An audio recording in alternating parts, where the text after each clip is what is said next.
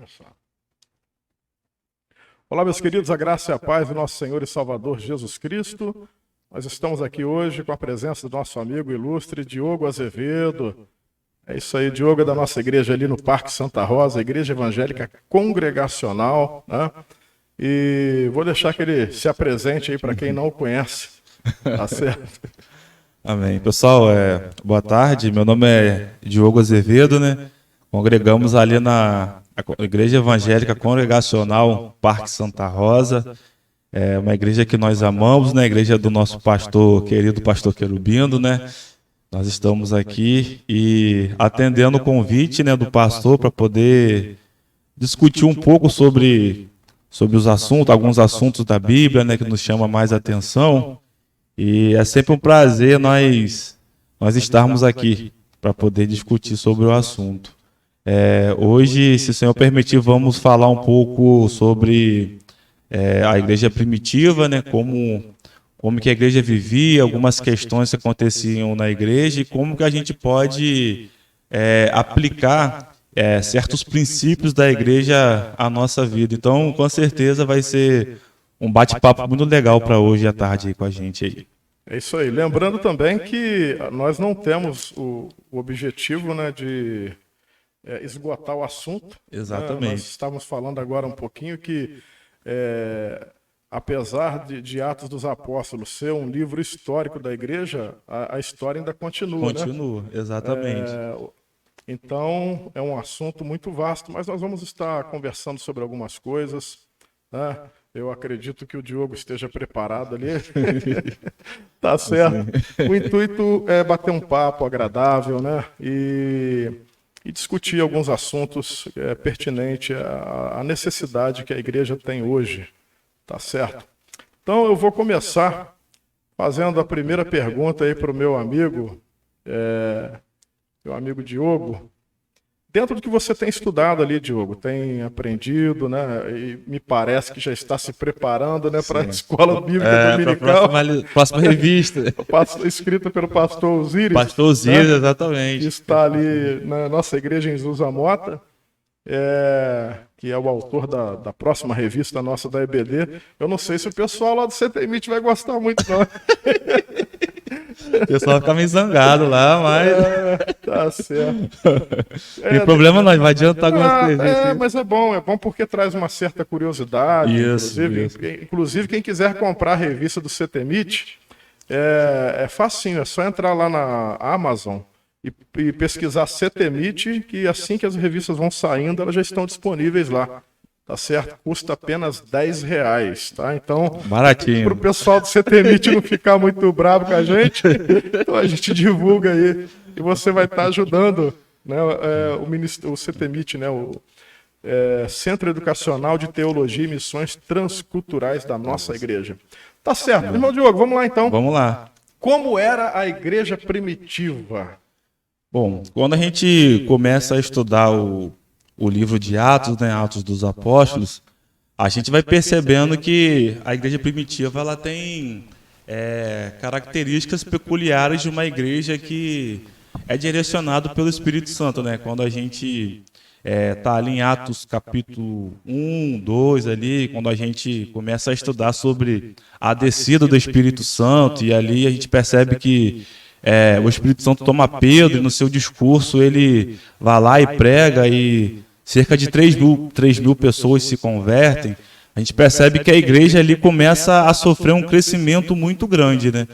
E não só a partir dali, mas mesmo antes da descida do Espírito Santo, a gente já percebe que a igreja ela vivia extremamente unida, ela se reunia em casas, no templo, né? Para poder orar, para poder compartilhar ensinos de Jesus, né, que Jesus deixou para poder os discípulos compartilharem entre si, entre aqueles que ainda não tinham se convertido. E a característica principal da igreja são essas reuniões nos lares e no templo para poder orar, para poder buscar, para poder aprender um pouco mais da palavra de Deus. E como consequência disso, a gente percebe que isso também é destacado no livro.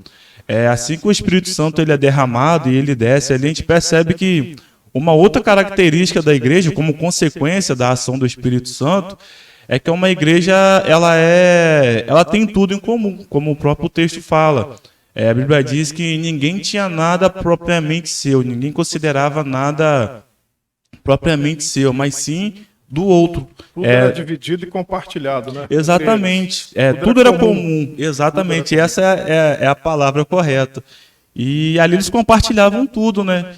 E o pão, as suas casas, tudo aquilo que eles tinham. Nada era deles. E essa fraternidade, essa unidade, ela caracterizou muito a igreja primitiva.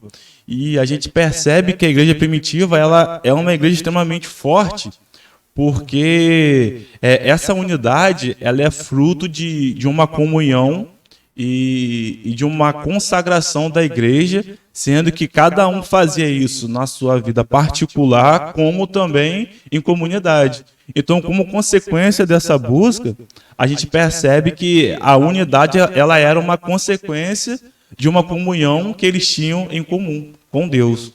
Então, a igreja ela vivia mais ou menos dessa forma, se reuniam juntos para poder estudar a palavra de Deus, para poder orar, para poder buscar, e como consequência, a unidade era a consequência dessa busca em comum que eles tinham. Muito interessante. Uma coisa que me chama muita atenção no revestimento, né, a descida do Espírito Santo, que é o dia de Pentecostes, relatado ali no capítulo 2 de Atos, é como Deus usou daquele momento da história para também dar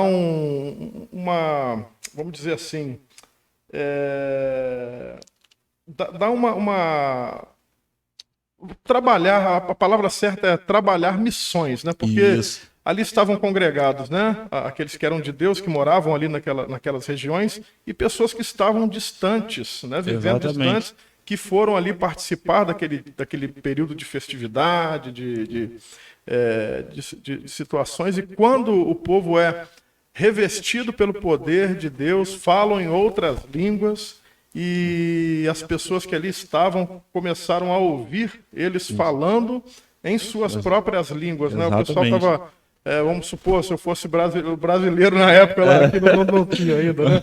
Ainda o Brasil ainda não tinha sido descoberto, mas eu estaria ali naquele momento e alguém estaria sendo usado pelo Espírito Santo para falar do Evangelho de Deus, do poder de Deus na minha própria língua. Eu estaria, é interessante, Deus... É por isso que eu digo que Deus tem um coração missionário. Né? É verdade. Uma coisa que eu sempre falo e que eu acho importante frisar é que quando Deus separa Abraão, né, para dele fazer uma nova nação e tal, não havia somente uma exclusividade, assim, um povo que seria escolhido e salvo, mas o objetivo de Deus, você vai ver lá no próprio capítulo 12, que era em ti serão benditas todas as famílias da terra. Isso é muito bom. E a questão também, Diogo, das pessoas terem tudo em comum, você vê que havia uma pureza no Evangelho, na mensagem. Eu estava lendo um livro uma vez que dizia que o povo tinha tudo em comum por causa da pureza do Evangelho e que eles também esperavam Jesus para aqueles dias. Sim. E, na verdade, essa é a chama que deve arder em nosso coração. Né? Porque hoje... O que acontece hoje em relação à igreja primitiva é que muitas vezes nós estamos aguardando para um futuro. É verdade. Mas se nós vivêssemos o hoje, como se Jesus fosse voltar agora, nós nos preocuparíamos mais com os outros, né? É verdade. E o pastor citou algo extremamente importante, porque sobre essa questão de missões. Porque missões sempre esteve no coração de Deus, né? E quando a gente vê lá, né, o chamado de Abraão, né, como o senhor citou, em ti serão benditas todas as famílias da terra. Quando Deus ele escolhe Israel para se revelar, Deus não está escolhendo um povo em detrimento de outro. Pelo contrário, Deus está escolhendo um povo, mas com um objetivo específico. Não é para poder fazer daquele povo melhor do que o outro, de forma alguma. Mas que Deus iria se revelar para um povo, para que todos os outros povos conhecessem a Ele através desse povo, que é Israel. Então, na verdade, Israel só seria um modelo, só deveria... Um ponto de referência, né? Exatamente. Um povo importante, mas que quando as outras nações olhassem, apesar de que isso funcionou, em que sentido? Porque mesmo com a desobediência do povo de Israel, aquela coisa toda que nós vemos ali no Antigo Testamento, quando quando o povo se voltava para Deus e Deus os abençoava, rapaz, as outras nações e reinos ficavam estremecidos. Né? Não era brincadeira. Então, ainda que algumas vezes negativamente, acabou sendo um ponto de referência. E a Bíblia fala um negócio interessante. Existem vasos para honra e para desonra. Para desonra. Né? O negócio é qual tipo de vaso que eu quero ser. É verdade. E interessante essa questão de missões, Israel, quando Deus ele se revela e chama Israel, Israel não é o fim. Na verdade, Israel é um meio. O fim é evangelizar o mundo através de Israel. Lógico que, como o apóstolo Paulo fala, né? Existiam bênçãos para Israel, sim, tudo mais, a gente sabe disso, mas o objetivo principal e final era, através de Israel, alcançar todo o mundo, que todas as pessoas iriam conhecer a Deus através de Israel, né, que a gente chama a missão centrípeta, né, que as pessoas iriam até Israel para conhecer a Deus. Aí, com o passar do tempo, no Novo Testamento, a gente percebe que agora é missão centrífuga, que é exatamente o que a gente está estudando no livro de Atos. A gente percebe que agora não são as nações que vão vir a Israel. É Israel que agora vai ter que sair e ir para as nações. Então, quando a gente começa a estudar o livro de Atos, a gente percebe que isso começa a acontecer. Não de forma imediata, porque parece que a princípio ainda a igreja primitiva ela não tinha entendido essa missão de que Deus também queria salvar os gentios. Os apóstolos acreditavam que a salvação deveria se limitar a Israel, pelo menos a princípio. Interessante, quando a gente vai lendo, né, o livro com o decorrer do tempo, a gente percebe ali, se eu não me engano, no capítulo 10 de Atos, quando o apóstolo Pedro ele tem aquela visão, né, do cesto de animais impuros que descem ali e vem aquela voz, né, de Deus falando, mata e come. E ele responde, não, como que eu vou comer algo impuro? Jamais comer algo impuro e tudo mais. Aí Deus vai e responde, não, mas você não pode chamar de impuro aquilo que eu purifiquei. E aí, logo depois daquilo, né, Pedro ele vai à casa de Cornélio, que antes disso ele tinha uma visão, né, de que alguém entrava lá e tudo mais. E aí, Cornélio manda pessoas à casa de Pedro para poder chamá-lo, né, obedecendo uma direção do anjo do Senhor. E aí, quando Pedro ele chega à casa de Cornélio, que era um ímpio, ele começa a pregar, ensinar, e aí o Espírito Santo ele é derramado na vida daqueles gentios ali. E aí é uma surpresa para a igreja, né? Porque até então eles acreditavam que a manifestação, o poder do Espírito Santo deveria se limitar aos judeus. Então, a partir daquele momento, quando eles veem que o Espírito Santo é derramado na vida dos gentios, aquilo ali é um marco na igreja. Porque começa a quebrar certos preconceitos que a igreja tinha de que o Espírito Santo deveria se limitar. Na verdade, eu nem vejo um preconceito da igreja em si, mas um preconceito de uma cultura, né? De uma cultura, exatamente. Uma cultura até judaica mesmo, porque eles tinham para si que a salvação era só para eles, né? E aí, quando eu citei lá o capítulo 12 do chamado de Abraão, você vê que a intenção de Deus nunca foi só separar um povo para ele, mas que todos fossem alcançados. Exatamente. Na verdade, isso acabou sendo uma interpretação meio que equivocada, né? Sim. Mas a partir da cultura, como o pastor falou. Então, quando aquilo começa a acontecer, aconteceu ali, começa a se abrir um pouco mais o pensamento, né? De que o evangelho ele não deveria se limitar somente aos judeus, mas que também deveria, tanto o evangelho quanto os dons do Espírito Santo, também deveria se estender a todos aqueles que crê, todos aqueles que crescem, melhor dizendo, né? Então, assim, isso acaba sendo assim um marco extremamente importante na vida da igreja, porque a gente percebe que a igreja ela sofre algumas transições no decorrer da história. E essa questão do evangelho alcançar aos gentios é uma das transições da igreja, porque, como o senhor disse, a cultura judaica era muito forte naquela época. E por eles serem judeus, querendo ou não, eles tinham um pouco dessa influência judaica na vida deles. Então, quando Deus ele começa a abrir e ensinar que a salvação também é para os gentios, a igreja ela meio que demorou um pouco para poder entender isso. Mas o bom é que ela entendeu. Teve até uma tretazinha ali do apóstolo Paulo com Pedro, né? Foi.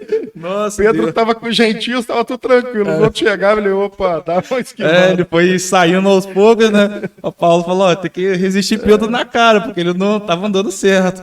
Tá certo. Deixa eu te perguntar mais uma coisinha que eu acho interessante. Quando a igreja inicia ali, né, historicamente em Atos dos Apóstolos, não havia uma placa denominacional, né? A liderança, na verdade, eram os apóstolos, né? Sim. Porque eles eram testemunhas vivas, né, do poder de Deus, do sacrifício vicário de Jesus, de tudo que tinha aprendido ali. Mas a gente vai ver também que o livro de Atos dos Apóstolos à medida que a igreja vai crescendo, né, porque Pedro pregava e multidão de pessoas se convertiam, né?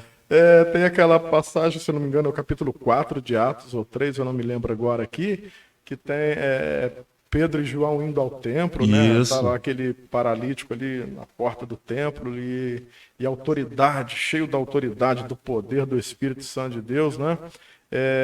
Eles, em nome de Jesus Cristo Nazaré, curam aquele homem ali. Então, as evidências que começam a aparecer naqueles tempos, naquele momento, fez com que muitas pessoas olhassem para os apóstolos com outro olhar e se rendessem a Cristo Jesus. É verdade. E como é que a igreja se organizava no meio disso tudo? Porque assim, não tinha uma denominação, né? Tava ali os apóstolos, mas você vê, hoje nós temos diáconos, presbíteros, tem apóstolo, hoje é meio complicado, mas não, vamos tirar a polêmica, deixar a polêmica para lá.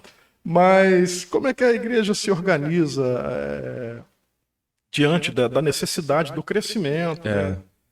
Então, surgiu a necessidade de se organizar. Por quê? Porque até então, antes da descida do Espírito Santo, era algumas pessoas que se reuniam. E o que acontece? O Espírito Santo desce, Pedro ele faz o seu discurso e ali já 3.000 almas se convertem. Então, assim, uma igreja que tinha algumas pessoas ali, de uma hora para outra já passa a ter mais 3.000 membros. E aí, nesse episódio aí de João, né, que eles curam um paralítico ali, se eu não me engano, Pedro ele faz um outro discurso ali, mais 5.000 almas se convertem. Então, assim, até então só tinham os 11 apóstolos que eram responsáveis por toda a organização da igreja, tanto em questão de ministração da palavra, da fé, quanto também em questão de organizar certas questões. Então, agora a igreja ela tem aí no mínimo 8.000 pessoas, né? E a Bíblia fala que todos os dias Deus acrescentava aquelas pessoas que iam de se salvar. Então, a igreja estava sempre crescendo. Como que você organiza uma igreja com mais de 8.000 pessoas assim de uma hora para outra? Então, houve essa necessidade de organização da igreja. Não era questão de se colocar nome, não, mas precisava se organizar, porque como o próprio apóstolo Pedro falou, não tinha como eles deixarem a ministração da palavra e a oração para poder cuidar dessas questões. Então, o que eles fazem? Aí a Bíblia nos ensina sobre a questão da instituição dos diáconos, né? Que aí a igreja ela vai escolher pessoas, né, que têm bom nome, boa reputação, que já estavam... Capítulo 6 de Atos dos Apóstolos. Isso, capítulo 6, bem lembrado. Que aí começa a questão da instituição dos diáconos para poder cuidar de toda essa questão de organização da igreja, até porque estava começando a existir alguns problemas, né? Porque as viúvas que não eram de raiz judia estavam sendo menosprezadas na questão da ajuda e estava priorizando a questão das viúvas judias e tudo mais. Então, houve essa necessidade de organização. Então, os diáconos, né, eles são escolhidos baseado nas suas características, né, de como o apóstolo Pedro falou, pessoas que eram cheios de fé, ministravam bem a palavra de Deus e tudo mais, para poder ajudar nessa questão de organização da igreja. Então, os diáconos, eles cuidavam de toda essa parte aí de organização, de cuidado de pessoas, e os apóstolos se dedicavam à oração e à pregação da palavra. E tudo isso acontecia tanto no templo, quanto principalmente nas casas de uma pessoa e de outra. A igreja decidia se reunir na casa de João, de Maria, de A, de B, e ali eles se reuniam e dividiam, né? A palavra de Deus era ministrada ali pelos apóstolos, tinha oração, e ali a vida cristã ali era exercida ali, mas a igreja ela começa, ela não tem um lugar ainda específico, ela começa na casa das pessoas. Sim. Agora, o contexto que as pessoas se convertiam era bem complicado, porque era um contexto de perseguição e morte. Isso, exatamente. Quando a gente vê o livro, principalmente depois da morte de Estevão, né? Que aí a perseguição ela explodiu, mas existia muito, principalmente a perseguição cultural, porque existiam pessoas que saíam do judaísmo, mais especificamente do farisaísmo, para o evangelho de Cristo. E aí o que aconteceu? Os judeus percebiam que eles estavam perdendo muitos discípulos. E aí quando você está numa cultura onde o judaísmo é extremamente forte, você sai do judaísmo, a probabilidade de você ser deixado de lado era muito grande. E isso aconteceu com a vida das pessoas. Elas eram ignoradas pelos judeus, né, fariseus, que ficavam ali no templo, aquela coisa toda, e vinham para o evangelho. E a gente sabe, né, que através da história, que a maioria das pessoas, quando abandonam a fé do judaísmo, ela é ignorada até mesmo por pessoas da sua família. Muitas famílias, às vezes, jogam fora, né, entre aspas, pessoas, filhos ou pais, enfim, por aderir a uma outra fé que não é deles. Então, a vida da pessoa que se convertia na época era muito difícil. E isso eu falo a partir da visão cultural daquela época. E sem contar a questão da perseguição que começou a acontecer depois da morte de Estevão. Que aí parece que foi o motivo que os judeus fariseus, né, principalmente falando, encontraram para poder querer perseguir a igreja. E aí, depois da morte de Estevão, que aí começou o problema, porque começou não, se avolumou, né? Melhor falando. Porque aí a perseguição ela se deu de forma extremamente intensa, e o interessante é que você vê como que Deus ele vai fazendo as coisas, né? A perseguição ela aconteceu, mas ao invés da perseguição diminuir o número de crentes, ele aumentou. Porque as pessoas que iriam fugindo da perseguição iam fugindo falando de Jesus para outras pessoas dos povos vizinhos. A igreja crescia não só em quantidade, mas em qualidade, né? Exatamente. Por exemplo, a pessoa não ia para a igreja por causa de um status. Né? Porque se servir a Cristo era ter a morte quase certa, né? Então o poder de Deus ali falava mais alto, né? É verdade, pastor, porque o poder do Espírito Santo ali. Hoje em dia já é diferente, né? Hoje em dia você precisa falar que é crente até mesmo para você ser aceito, já é bem visto, mas antigamente não. Antigamente a vida era muito difícil, né? E a maioria dos cristãos eles eram pobres, né? Então você imagina, a pessoa já é pobre e ainda ser ignorada pela sociedade é extremamente complicado. Então, assim, quando você se convertia, a única certeza que a pessoa tinha era a certeza da morte, porque uma hora ou outra a morte ia chegar para ela, porque a perseguição era muito grande a partir ali da morte de Estevão. Então, você, como o pastor falou, a igreja ela cresceu em quantidade e principalmente em qualidade, porque as pessoas que se convertiam porque realmente entendiam que, apesar da morte, o melhor caminho era você ficar com Cristo. Então, não importa a morte, eu prefiro morrer do que perder Cristo, porque sabiam que seria muito pior morrer sem Ele do que com Ele.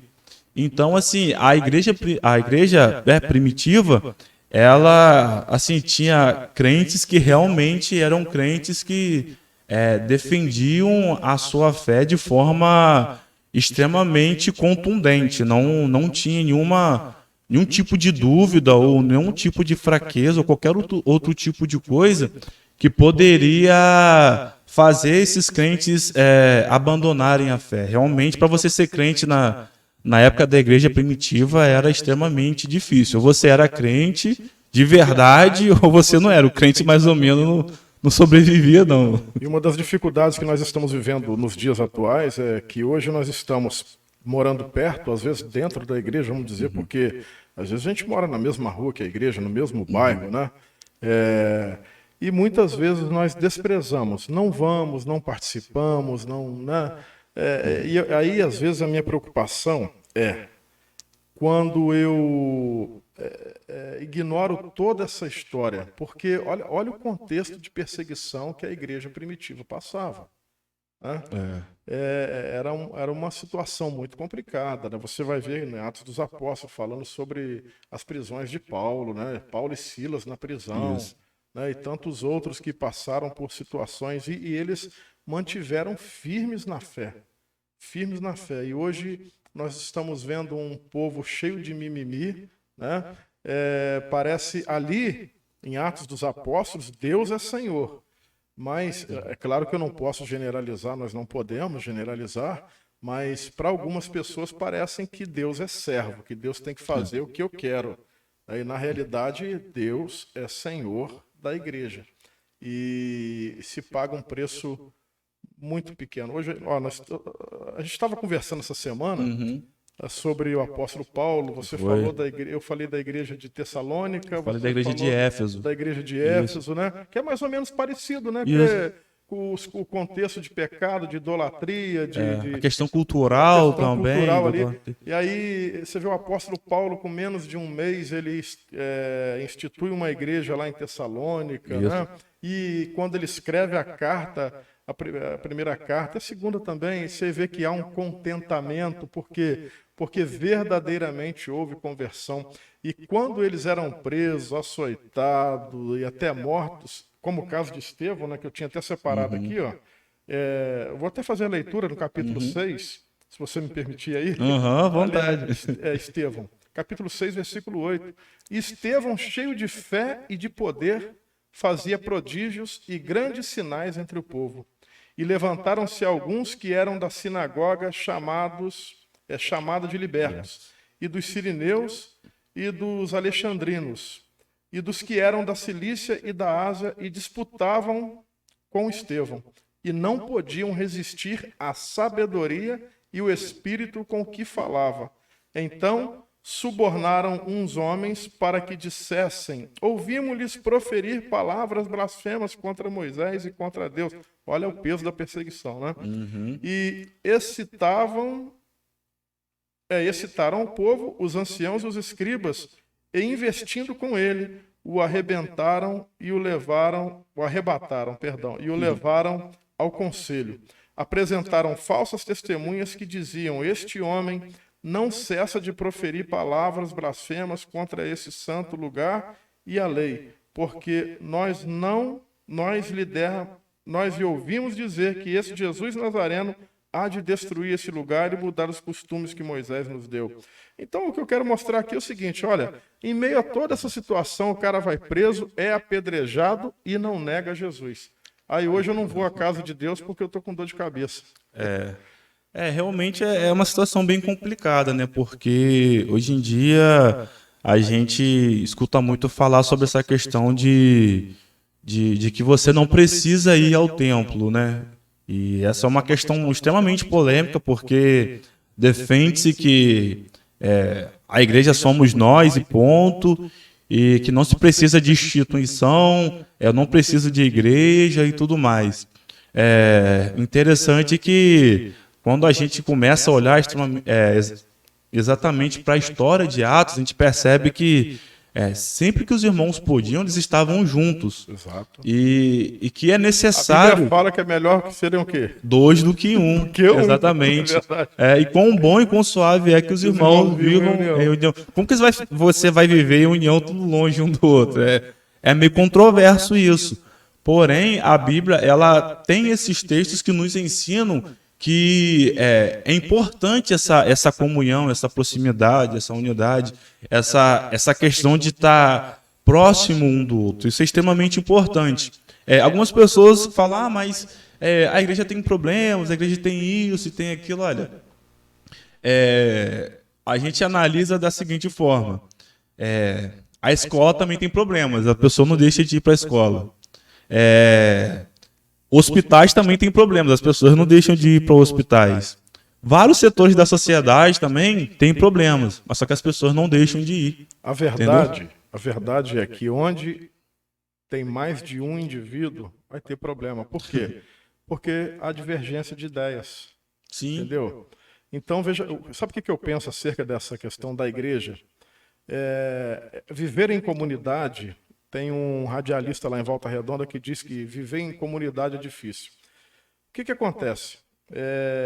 A gente está aqui num bate-papo agradável, mas de repente eu posso falar algo que te constrange. Você está entendendo? E como é que você vai comportar diante dessa situação? Então, olha só, quando nós estamos congregados em uma igreja que ela vai ser perfeita só naquele grande dia, quando o Senhor chamar que estiver morando lá no céu, porque nós estamos sendo trabalhados, né? Sim, como todos igreja. os dias. Então, o que acontece? Aí os acusadores, aqueles que rejeitam o templo, a igreja, que fala do sistema em si e tal, veja bem, eu tenho dificuldade de perdoar. Lá dentro da igreja, convivendo com alguém que talvez vai mexer com a minha estrutura na área de perdão, que Deus vai quebrar o meu orgulho. Exatamente. Você está entendendo? Então, se eu vou viver você é um crente autônomo, né? Como é que Deus vai trabalhar essas coisas em mim? Então, a comunidade, ela ajuda. Não só fortalece aqueles também que já estão vivendo numa condição melhor, né? Que já passaram por todo um processo, não que não tenham nada a aprender, mas estamos ali, rapaz, sendo quebrados pelo Espírito Santo, aprendendo a amar, a respeitar os nossos irmãos, uma coisa que um indivíduo sozinho não consegue realizar. Entendeu? Nós tivemos até uma vez conversando com o pastor Osíris acerca desse assunto, e inclusive a gente pode trazer aí um dia, a gente pode trazer mais pessoas aí, para a gente poder falar sobre a questão dos desigrejados, não, entendeu? Não com intenção é só trazer um outro viés, né? um outro ponto de vista. Nós falávamos, né, pastor Osíris e eu, naquela época que teve aquele incidente lá em Brumadinho, você vê que parece que uma igreja batista, algumas igrejas lá reuniram, foram ali lavar a roupa dos bombeiros, das pessoas que estavam ali, levaram alimentos. A comunidade se uniu e foi ali. Aí se o cara é igreja sozinho, como é que ele faz isso sozinho? Entendeu? Não tem como. Tem muito benefício, além de nós sermos tratados, né? E outra coisa. Rapaz, já teve dia na minha vida que eu cheguei no culto, assim, triste por alguma coisa que aconteceu na minha vida. E, de repente, uma criança foi lá e falou uma coisinha e aquilo... Trouxe refrigério, né? Consolo. Então, o ambiente do culto, a igreja, essa igreja congregada, né? Essa instituição que há falhas porque... São pessoas que estão lidando ali, mas que estão sendo trabalhadas pelo Espírito Santo. Ela está caminhando para a perfeição, para aprender a lidar um com o outro. Então, rejeitar... E outra coisa, quem é o fundador da igreja? É o Senhor Jesus. Cristo. É o próprio Senhor Jesus. Agora, exatamente. Se eu estou sendo missionário lá como nós temos um trabalho aí, tem o pastor Joaquim lá na África, temos 4 igrejas ali no Equador, com a pastora Márcia Corral, acho que é o nome dela, que estão ali trabalhando com uma igreja lá e tem um suporte do lado de cá. Mesmo que você esteja num lugar trabalhando ali, entre aspas, sozinho, né? Tem uma retaguarda de cá ajudando. Rapaz, a coisa é muito interessante. E isso vai ficar para outra vez. Porque senão a gente vai tirar o foco do nosso bate-papo aqui. Que eu penso que é o seguinte: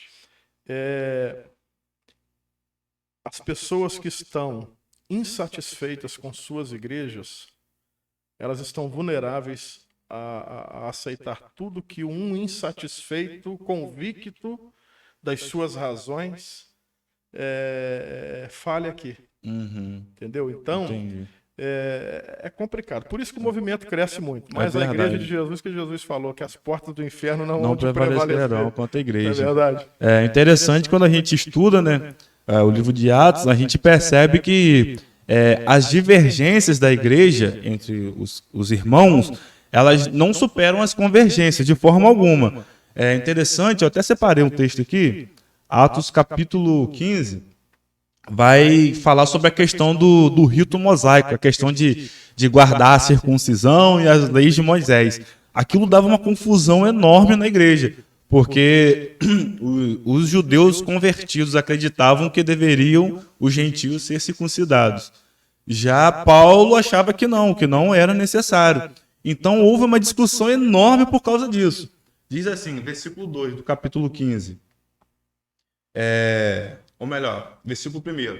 Então alguns que tinham descido da Judéia ensinavam assim os irmãos: se vocês não circuncidardes conforme o uso de Moisés, não podeis salvar-vos. Versículo 2. Tendo tido Paulo e Barnabé não pequena discussão e contenda contra eles, resolveu-se que Paulo e Barnabé e alguns dentre eles subissem a Jerusalém, repetindo, aos apóstolos e aos anciãos sobre aquela questão. Então, quer dizer, estava tendo uma discussão muito grande sobre a questão do rito mosaico. Um defendia uma coisa e o outro defendia outra. O texto fala, não teve uma pequena discussão, a discussão foi extremamente grande. Aí Paulo, Barnabé e alguns irmãos foram a Jerusalém para poder discutir a questão. Versículo 6 diz assim: congregaram-se, pois, os apóstolos e os anciãos para considerar este assunto. E, havendo grande contenda, levantou-se Pedro e disse-lhes: varões irmãos, bem sabeis que já há muito tempo Deus me elegeu dentre vós para que os gentios ouvissem da minha boca a palavra do evangelho e crescem. Quer dizer, até mesmo lá em Jerusalém, que eles foram discutir sobre o assunto, teve uma outra contenda extremamente grande. Quer dizer, existiam pessoas que eram a favor da circuncisão e outras pessoas que eram contra. Olha só a divergência acontecendo ali. Então a Bíblia diz que eles discutiam esse assunto. E qual a conclusão que eles chegaram a partir disso? Interessante que diz assim, versículo 22. Diz assim: então pareceu bem aos apóstolos e aos anciãos com toda a igreja. Quer dizer, foi uma decisão junta. Não foi uma decisão só dos apóstolos, ou só dos anciãos, ou só da igreja. Foi uma decisão dos apóstolos, dos anciãos e da igreja. Uma decisão conjunta. Então pareceu bem aos apóstolos, aos anciãos, com toda a igreja, eleger varões dentre eles e enviá-los com Paulo e Barnabé a Antioquia, a saber, Judas, chamado Barsabás, e Silas, varões distintos entre os irmãos. E por intermédio deles escreveram o seguinte: os apóstolos e os anciãos e os irmãos, aos irmãos dentre os gentios que estão em Antioquia e Síria e Cilícia, saúde. Porquanto ouvimos que alguns que saíram dentre vós vos perturbaram com palavras e transtornaram vossas almas, não lhes tendo nós dado mandamento. Pareceu-nos bem, reunidos concordemente, eleger alguns varões e enviá-los com nossos amados Barnabé e Paulo, homens que já expuseram as suas vidas pelo nome do nosso Senhor Jesus Cristo. Enviamos, portanto, Judas e Silas, os quais de boca vos anunciarão também o mesmo. Na verdade, pareceu bem ao Espírito Santo e a nós, não vos impor mais encargo algum, senão estas coisas necessárias, que vos abstenhais das coisas sacrificadas aos ídolos e do sangue, e da carne sufocada e da fornicação, das quais coisas fazei bem se vos guardardes, bem vos vá. Interessante que houve essa divergência no meio da igreja e foi uma divergência extremamente grande. Mas o que acontece no final? Como a gente comentou, as convergências elas não podem superar as divergências. O interessante é que no final ele fala, na verdade, pareceu bem ao Espírito Santo e a nós. Quer dizer, o que prevaleceu na decisão daquela igreja ali foi o que o Espírito Santo achou melhor. Não foi a opinião de A ou de B. Que eu deixo de pensar. Exatamente. A minha opinião pessoal foi deixado de lado para que pudesse prevalecer a vontade do Espírito Santo no meio da igreja. O interessante é que, apesar de cada um ter uma opinião formada, a soberania do Espírito Santo ali no meio da igreja, ela foi preservada. Eles tiveram essa sensibilidade para entender que o melhor deveria ser aquilo que o Espírito Santo tivesse direcionado para a igreja. É interessante você falar isso aí, porque é o seguinte, olha só. Se a cultura judaica tivesse a influência no cristianismo, ela sempre estaria em um nível acima dos gentios, né? Agora, uma vez que esses paradigmas são quebrados, como você disse, eles se reuniram, né, e na direção do Espírito Santo, do Senhor, né, eles tomaram as decisões que cabiam ser tomadas. Então, o Senhor continua sendo o Senhor. Se fosse para continuar com a cultura judaica, né, nessa nova mensagem aí do reino dos céus, né, vamos dizer assim, não precisaria mudar nada. Não precisaria o evangelho chegar, né? A boa notícia chegar. É nova notícia, né? Exatamente. Então, não queremos aniquilar a velha, mas... Então, houve essa questão. Então, a gente percebe que a igreja, ela tem opiniões, cada um tem a sua opinião, mas as divergências, elas não superam as convergências. E, assim, é interessante que a gente vê muitas pessoas saindo e falando mal a partir de uma frustração pessoal que teve.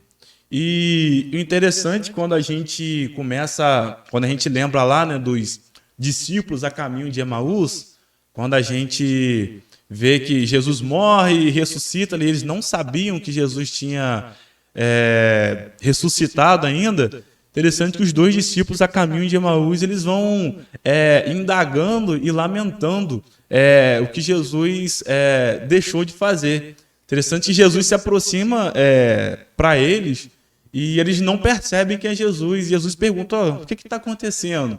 E aí eles começam a falar, olha, se é novo em Israel, não sabe o que estava acontecendo? Tinha um certo Jesus aí que a gente achou realmente que ia redimir Israel, porém já é o terceiro dia que ele está morto e nada dessas coisas aconteceram. Quando a gente começa a ler aquela passagem, a gente percebe uma certa frustração a partir de uma expectativa que foi frustrada no coração deles. E essa expectativa frustrada foi a partir de uma interpretação errada das Escrituras. Porque se eles tivessem se atentado a tudo aquilo que Jesus tinha falado, ele falou que o Filho do Homem deveria morrer, mas ao terceiro dia ressuscitar. Ele falou isso várias vezes. Mas eles já tinham uma interpretação pessoal equivocada das Escrituras. E a expectativa deles criadas foi em cima disso.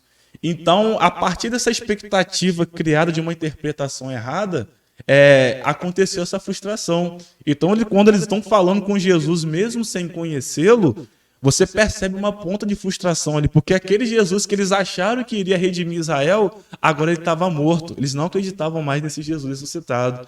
Quer dizer, existia essa frustração. E quando você hoje olha as pessoas que saíram da igreja, quando você olha para o coração delas, você percebe essa frustração.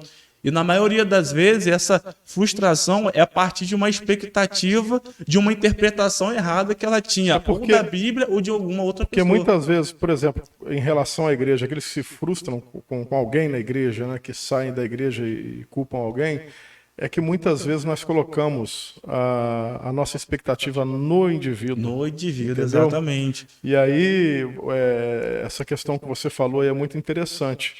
Por quê? Porque eles estavam ali vivenciando os milagres, aprendendo com Jesus, mas atrás deles tinha uma bagagem de uma cultura que estava enraizada desde a infância, ensinada pelos pais, pelos avós e tal. E então, era tudo muito novo, né? É uma cultura forte, era tudo muito novo. E é muito difícil, às vezes, quebrar esses paradigmas mesmo. Isso.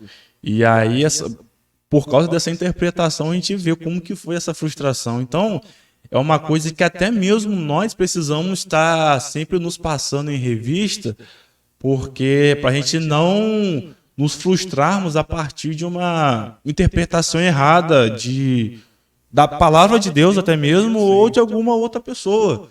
Entendeu? Como o autor de Hebreus, ele fala, né? Olhando para Jesus, autor e consumador da nossa fé. Então, é para Jesus que a gente precisa olhar. Lógico que isso não significa que a gente vai ignorar o nosso irmão, de forma nenhuma. Mas o nosso padrão e a nossa referência, a todo momento, tem que ser Cristo. Verdade. E que, sendo isso, com certeza a gente vai ter uma vida cristã e uma fé mais embasada naquilo que é correto. É isso aí. Embora você já tenha falado aí, né? Assim, não diretamente, mas indiretamente nos comentários, uma pergunta que vai ficar aqui para a gente agora é como eram as reuniões da igreja primitiva? Por quê? Veja bem, o movimento crescia, o poder de Deus era manifesto, as pessoas se convertiam e tal, mas a perseguição era ferrenha. Né? E, inclusive, dentro do comentário anterior seu aí, eu me lembrei de qual foi a finalidade daqueles que mataram a Jesus. Veja que o movimento, os seguidores de Cristo estão crescendo, né? Milagres e maravilhas acontecendo a todo tempo. E o poderio, o governo, isso incomodou os poderosos, né? As religiões que comandavam na época, né? Os seus sacerdotes, escribas, fariseus, saduceus e zelotes e tantos outros. O movimento do Jesus que veio lá de Nazaré incomodava. Isso. Quando matam Jesus, a intenção é acabar com tudo, acabar com o movimento. Por isso que os dois discípulos da caminho de Emaús entrou nessa vibe aí. Acabou com o movimento, acabou com morreu nosso herói, acabou. Sele que ele ressuscitou ao terceiro dia. Né? Exatamente. Então, essas reuniões, devido à perseguição, elas aconteciam de forma escondida. Logo assim, quando Jesus morre, a gente vai ver lá, se eu não me engano, no livro de João, que as portas estavam cerradas, elas estavam trancadas e os discípulos ali reunidos. Por quê? Porque eles estavam com medo dos judeus. Porque os judeus tinham acabado de matar a Jesus. Então, a possibilidade de matar os seus discípulos também era grande. Então, o medo bateu. Então, o que eles vão fazer?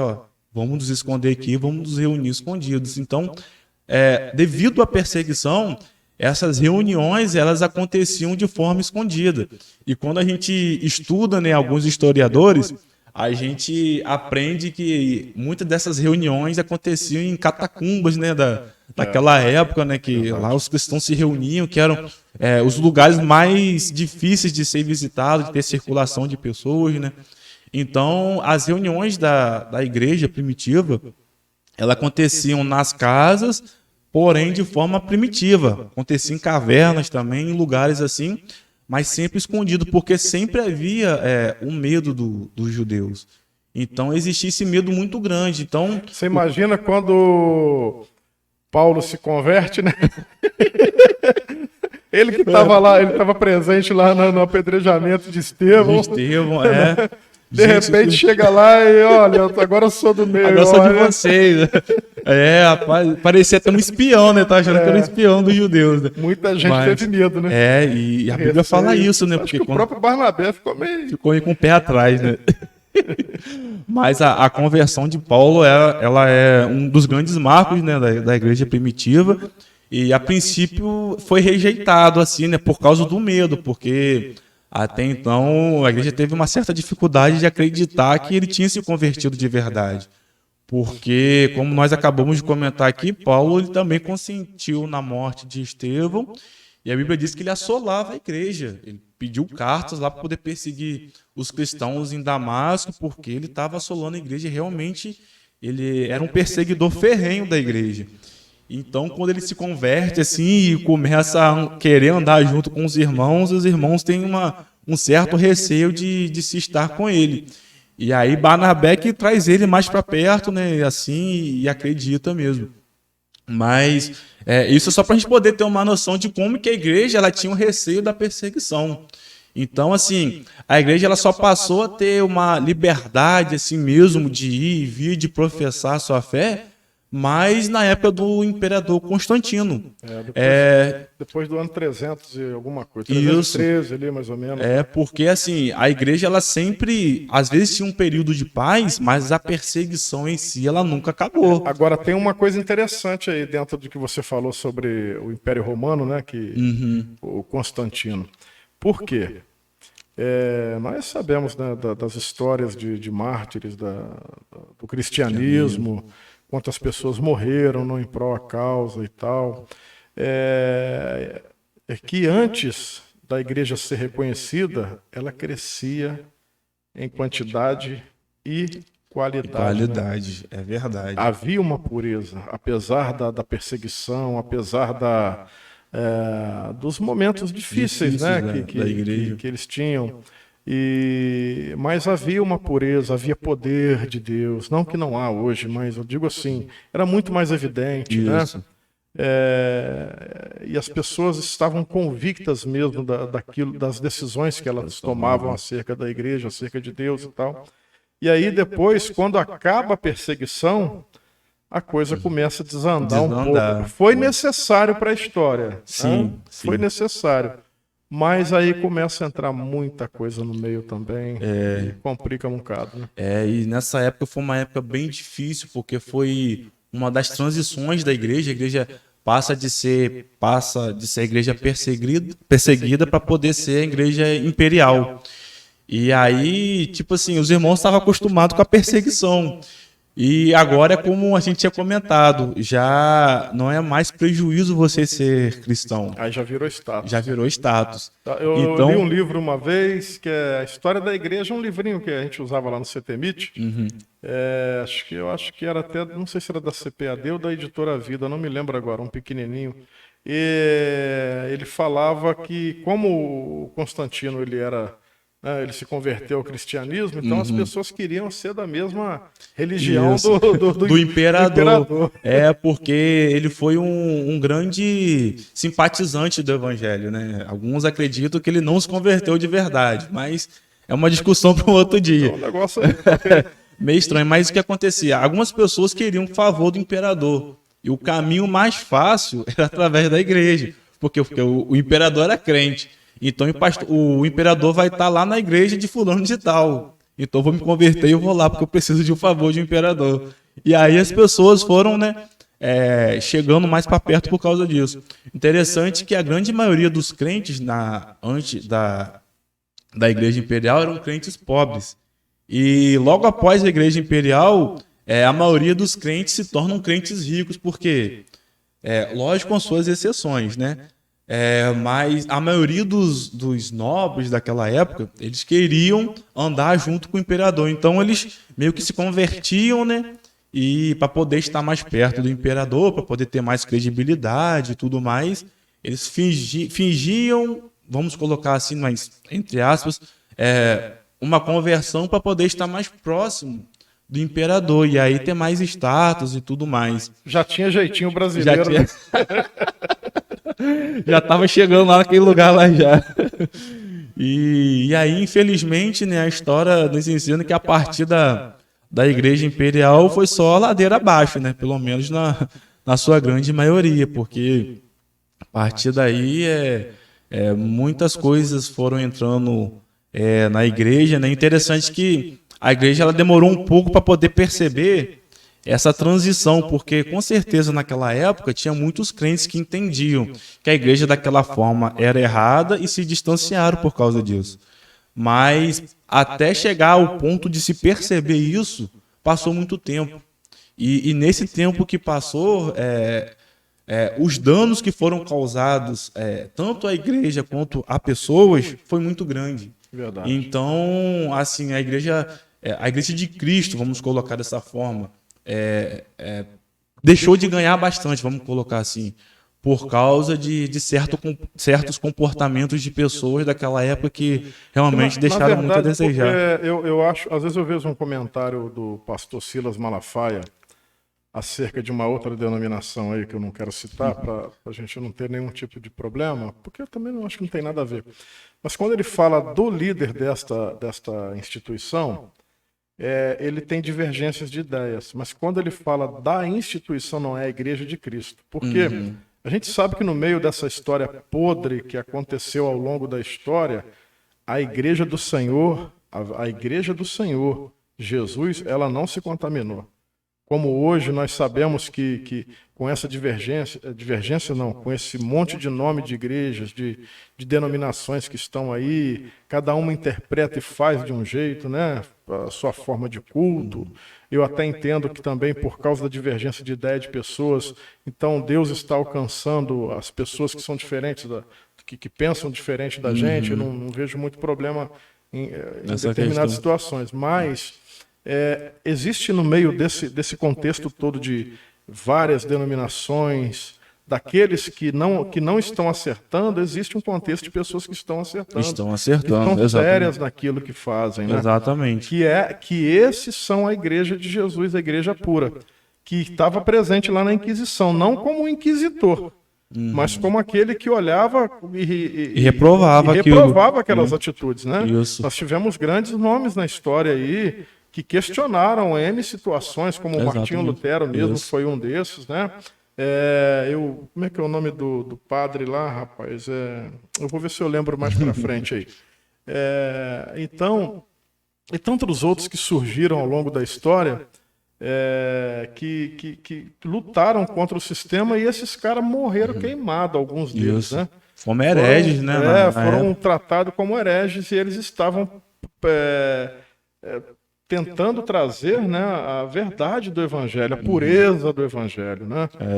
E acabou que era a Inquisição e tantas outras coisas que surgiram aí, dificultaram a entrada do indivíduo no reino de Deus. Exatamente, como Jesus falou, né, com os fariseus, né? Vocês não entram e nem deixam aquelas pessoas que querem entrar acessar também. Interessante que o pastor falou uma coisa muito interessante aí, que é a questão dos reformadores, né, na época, das pessoas que estavam ali, mas não concordavam com aquilo. Interessante que isso é um pouco da nossa história, né?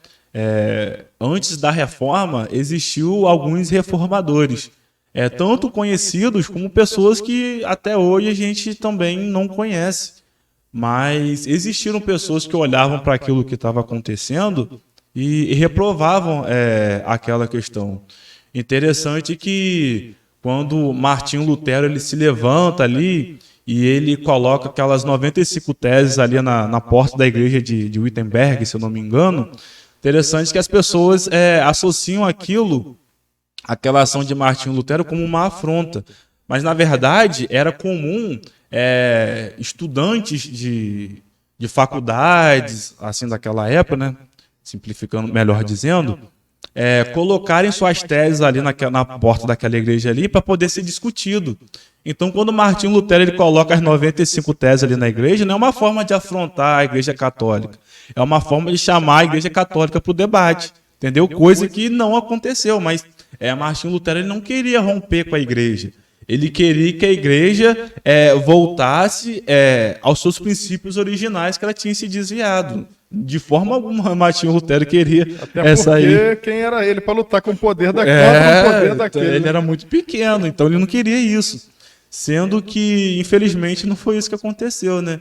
E interessante quando a gente fala sobre reforma, o que foi a reforma? A reforma ela foi um retorno a palavra de Deus, porque do jeito que estava, a igreja estava extremamente defasada e distante daquilo que estava escrito. Então, quando a reforma ela acontece, é uma tentativa de Martinho Lutero tentar trazer a igreja novamente para o centro da palavra de Deus, para o centro da vontade de Deus. Então foi isso que Martinho Lutero estava querendo, sendo que o que estava acontecendo ao redor já era tanta coisa, a sociedade já estava tão inflamada e decepcionada com as coisas que já estavam acontecendo de errado com a igreja, que isso acabou tomando uma proporção muito grande. Algumas pessoas interpretaram até mesmo essa reforma de forma errada, e aí o negócio foi crescendo de uma forma enorme.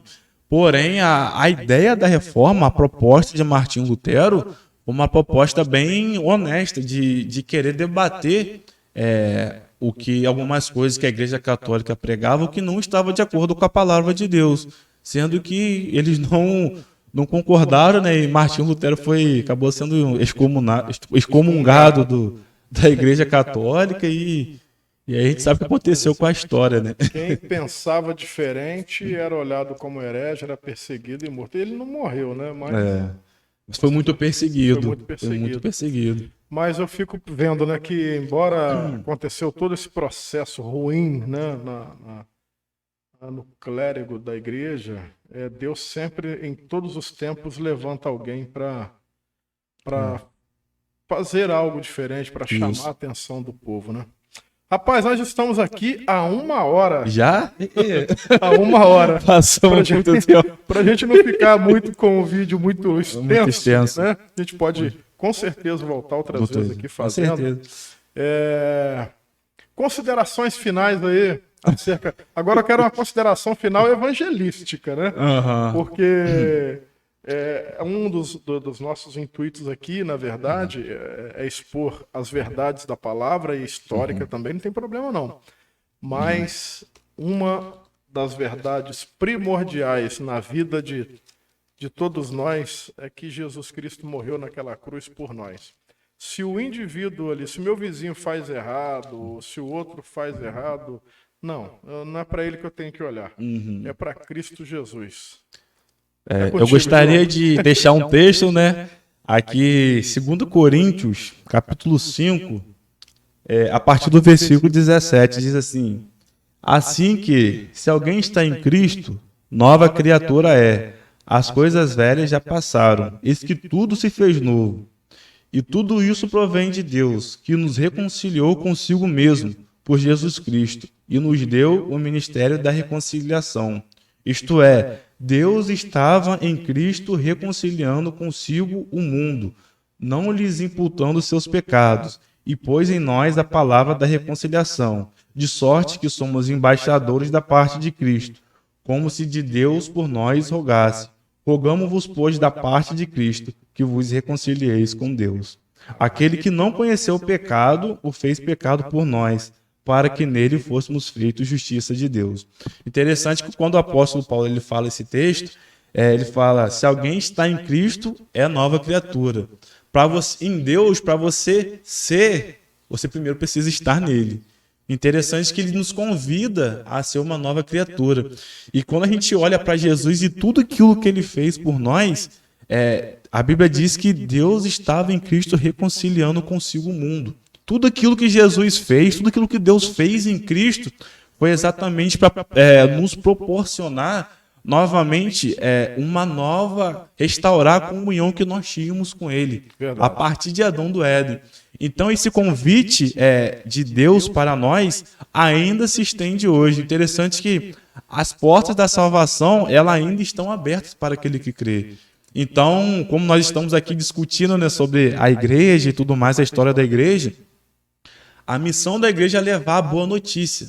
E que boa notícia é essa? A boa notícia é que Deus estava em Cristo reconciliando consigo o mundo. E pôs em nós, a igreja, a palavra da reconciliação. Quer dizer, Deus está hoje convidando a todos aqueles para poder voltarem novamente para Ele, para poder ter uma nova comunhão com Ele. Interessante que quando a gente conversa com algumas pessoas respondem, não, mas deixa eu ajeitar isso primeiro, deixa eu ajeitar aquilo, deixa eu resolver essas questões. Mas interessante que a pessoa não consegue resolver essas questões sozinha. E quando Jesus nos convida... É um grande engano, na verdade. É um grande engano, e engano maligno. E quando Jesus ele nos convida para ele nos convida do jeito que nós estamos.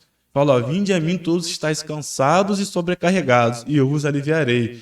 Ele não fala para você primeiro tirar a sua carga e vir. Ele fala para você vir com a sua carga, que ele vai trocar a carga, que o jugo dele é suave e o fardo é leve. Então, esse é o convite de Cristo para nós. É um convite de comunhão, um convite de salvação. Interessante que o apóstolo Paulo fala, aonde abundou o pecado, superabundou a graça. O apóstolo João fala, se confessarmos os vossos pecados, ele é fiel e justo para perdoar os vossos pecados e purificar de toda injustiça.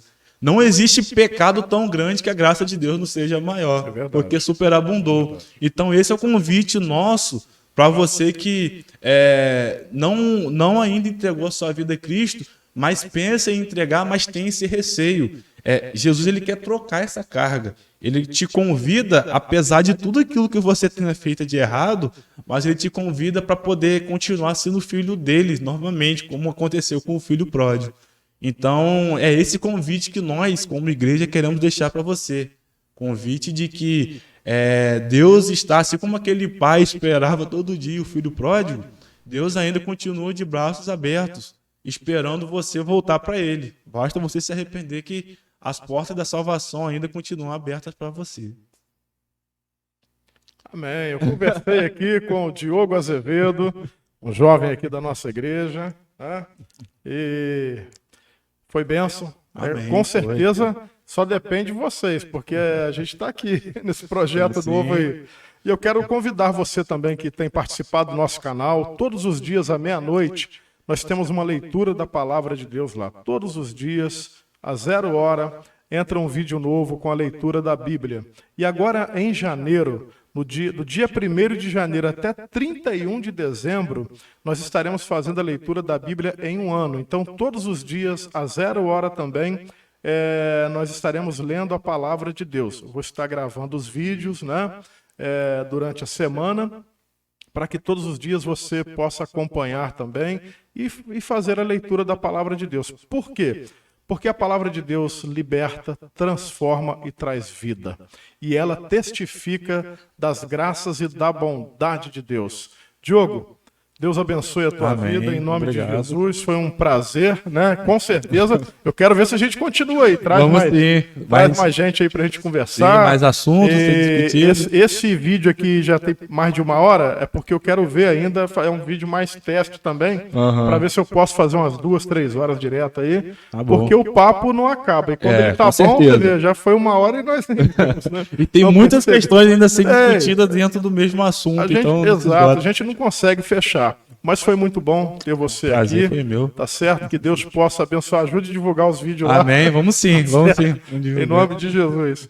Querido, um forte abraço. Você que nos acompanha, né, se inscreva aí. Quero Graça Cast, tá bom? Se inscreva em nosso canal, curte lá. Compartilhe os vídeos para estar nos ajudando. Que Deus abençoe a tua vida. A graça e a paz do nosso Senhor e Salvador Jesus Cristo seja contigo.